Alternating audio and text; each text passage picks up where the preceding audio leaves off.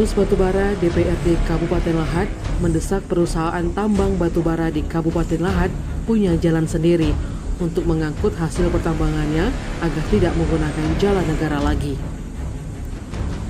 Menurut keterangan Dedi Chandra, anggota Pansus Batubara DPRD Kabupaten Lahat mengatakan, pihaknya sudah mendapat berbagai macam laporan dari masyarakat mengenai keresahan mereka akan dampak dari pertambangan batubara.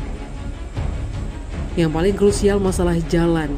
Perusahaan batubara menggunakan jalan lintas negara sehingga dampaknya dirasakan masyarakat di Kecamatan Merapi. Dampak debu, jalan rusak, dan kemacetan.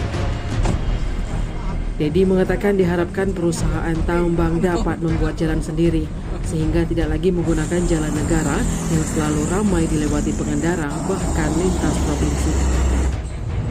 Solusinya perusahaan tambang diminta membuat jalan sendiri karena masalah jalan ini sudah berulang kali dikeluhkan masyarakat. Ibu-ibu sudah beberapa kali demo di Pemda Lahat terkait debu dan kemacetan.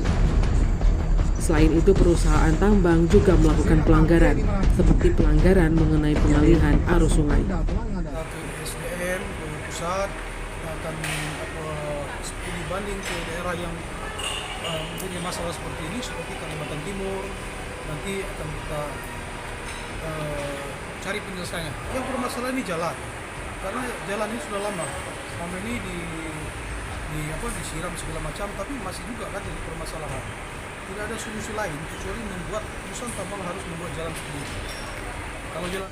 Tim Liputan Sumsel Update TV melaporkan.